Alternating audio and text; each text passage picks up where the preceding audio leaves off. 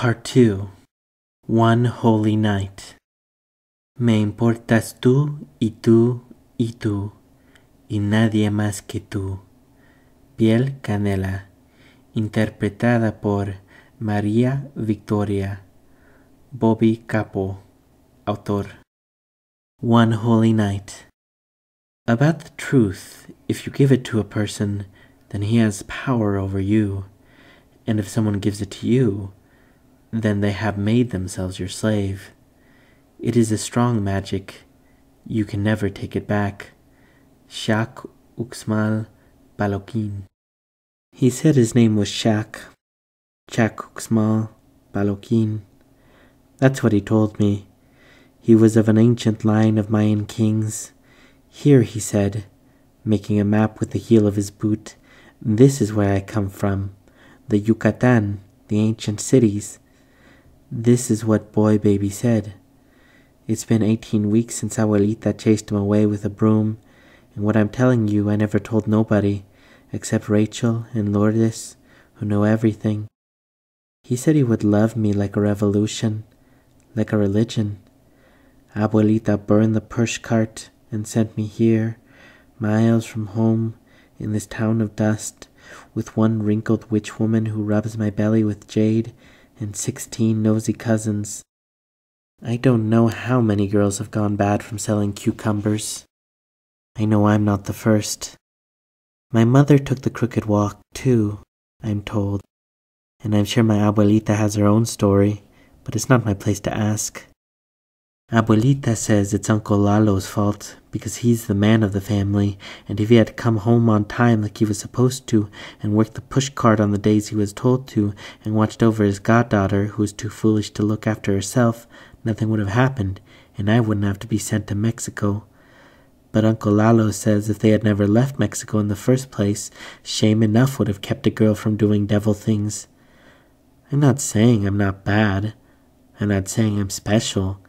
But I'm not like the Allport street girls who stand in the doorway and go with men into alleys. All I know is I didn't want it like that. Not against the bricks or hunkering in somebody's car. I wanted it come undone like gold thread, like a tent full of birds. The way it's supposed to be. The way I knew it would be when I met Boy Baby. But you must know I was no girl back then. And Boy Baby was no boy. Shakuk Ma Palokin. Boy Baby was a man. When I asked him how old he was, he said he didn't know. The past and the future are the same thing, so he seemed boy and baby and man all at once. And the way he looked at me, how do I explain? I'd parked the pushcart in front of the Jewel Food Store Saturdays. He bought a mango on a stick the first time, paid for it with a new 20. Next Saturday he was back. 2 mangoes, lime juice and chili powder. Keep the change. The third Saturday he asked for a cucumber spear and ate it slow. I didn't see him after that till the day he bought me Kool-Aid in a plastic cup. Then I knew what I felt for him. Maybe you wouldn't like him. To you he might be a bum. Maybe he looked it. Maybe. He had broken thumbs and burnt fingers. He had thick, greasy fingernails he never cut and dusty hair. And all his bones were strong ones like a man's. I waited every Saturday in the same blue dress. I sold all the mango and cucumber, and then Boy Baby would come finally. What I knew of Shock was only what he told me, because nobody seemed to know where he came from, only that he could speak a strange language that no one could understand, said his name translated into boy, or boy child, and so as the street people nicknamed him Boy Baby. I never asked about his past. He said it was all the same and didn't matter, past and future, all the same to his people. But the truth has a strange way of following you, of coming up to you and making you listen to what it has to say. Nighttime, Boy Baby brushes my hair and talks to me in a strange language, because I like to hear it. What I like to hear him tell is how he is Chak of the people of the sun, Chak of the temples, and what he says sounds sometimes like broken clay, and at other times like hollow sticks or like the swish of old feathers crumbling into dust. He lived behind Esparza and Son's auto repair in the little room that used to be a closet, pink plastic curtains on a narrow window, a dirty cot covered with newspapers, and a cardboard box filled with socks and rusty tools. It was there, under one bald bulb, in the back room of the Esparza garage, in the single room with pink curtains, that he showed me the guns, 24 in all, rifles and pistols, one rusty musket, a machine gun, and several tiny weapons with mother-of-pearl handles that look like toys. "So you'll see who I am," he said, laying them all out on the bed of newspapers. "So you'll understand." But I didn't want to know. "The stars foretell everything," he said. "My birth, my sons, the boy child who will bring back the grandeur of my people from those who have broken the arrows, from those who have pushed the ancient stones off their pedestals." Then he told me how he had prayed in the temple of the magician years ago, as a child when his father had made him promise to bring back the ancient ways. Boy Baby had cried in the temple dark that only the bats made holy. Boy Baby, who was a man and child among the great and dusty guns, lay down on the newspaper bed and wept for 1,000 years. When I touched him, he looked at me with the sadness of a stone. "You must not tell anyone what I am going to do," he said.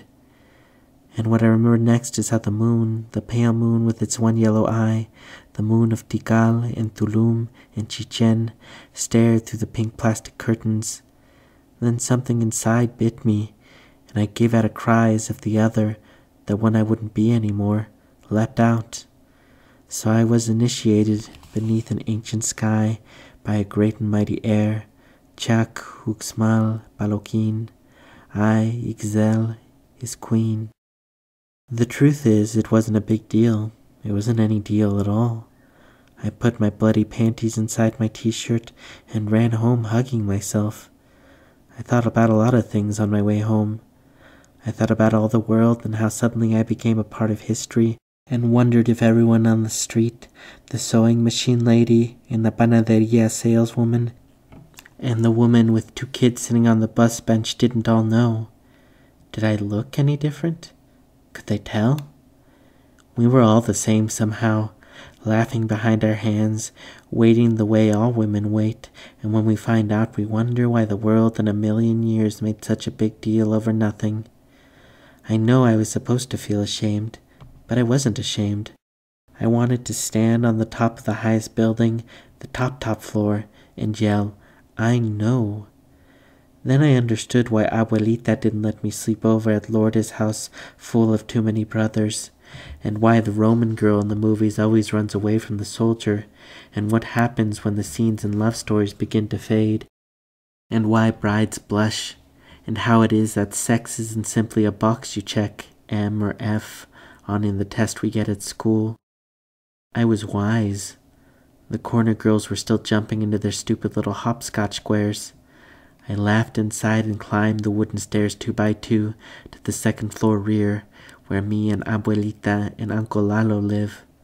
I was still laughing when I opened the door, and Abuelita asked, "Where's the push cart?" And then I didn't know what to do. It's a good thing we live in a bad neighborhood. There are always plenty of bums to blame for your sins. If it didn't happen the way I told it, it really could have. We looked and looked all over for the kid who stole my pushcart. The story wasn't the best, but since I had to make it up right then and there with Abuelita staring a hole through my heart, it wasn't too bad. For 2 weeks I had to stay home. Abuelita was afraid the street kids who had stolen the cart would be after me again. Then I thought I might go over to the Esparza garage and take the pushcart out and leave it in some alley for the police to find, but I was never allowed to leave the house alone. Bit by bit the truth started to seep out like dangerous gasoline. First the nosy woman who lives upstairs from the laundromat told my Abuelita she thought something was fishy. The pushcart wheeled into Esparza and Sons every Saturday after dark. How a man, the same dark Indian one, the one who never talks to anybody, walked with me when the sun went down and pushed the cart into the garage. That one there, and yes, we went inside. There where the fat lady named Concha, whose hair is dyed a hard black, pointed a fat finger. I prayed that we would not meet, boy baby, and since the gods listen and are mostly good, Esparza said yes, a man like that had lived there, but was gone, had packed a few things and left the pushcart in a corner to pay for his last week's rent. We had to pay $20 before he would give us our pushcart back. Then Abuelita made me tell the real story of how the cart had disappeared, all of which I told this time, except for that one night, which I would have to tell anyway, weeks later, when I prayed for the mood on my cycle to come back, but it would not. When Abuelita found out I was going to dar a luz, she cried until her eyes were little and blamed Uncle Lalo, and Uncle Lalo blamed this country, and Abuelita blamed the infamy of men. That is when she burned the cucumber pushcart and called me a sinvergüenza, because I am without shame. Then I cried too. Boy baby was lost from me, until my head was hot with headaches and I fell asleep. When I woke up, the cucumber pushcart was dust, and Abuelita was sprinkling holy water on my head. Abuelita woke up early every day and went to the Esparza garage to see if news about that demonio had been found. Had Shakuksmal Balokin sent any letters, any? And when the other mechanics heard that name, they laughed and asked if we had made it up, that we could have some letters that had come for boy baby, no forwarding address, since he had gone in such a hurry. There were 3. The first, addressed occupant, demanded immediate payment for a 4-month-old electric bill. The second was one I recognized right away, a brown envelope fat with cake mix coupons and fabric softener samples, because we'd gotten one just like it. The third was addressed in a spidery Spanish to a Señor C. Cruz on a paper so thin you could read it unopened by the light of the sky. The return address, a convent in Tampico. This was to whom my abuelita wrote in hopes of finding the man who could correct my ruined life, to ask if the good nuns might know the whereabouts of a certain boy baby, and if they were hiding him it would be of no use because God's eyes see through all souls. We heard nothing for a long time. Abuelita took me out of school and my uniform got tight around the belly and said it was shame I wouldn't be able to graduate with the other 8th graders. Except for Lourdes and Rachel, my grandma and Uncle Lalo, nobody knew about my past. I would sleep in the big bed I share with Abuelita, same as always. I could hear Abuelita and Uncle Lalo talking in low voices in the kitchen as if they were praying to the rosary, how they were going to send me to Mexico, to San Dionisio de Talatapengo, where I have cousins and where I was conceived and would have been born had my grandma not thought it wise to send my mother here to the United States so that neighbors in San Dionisio de Tlatelolco wouldn't ask why her belly was suddenly big. I was happy. I liked staying home.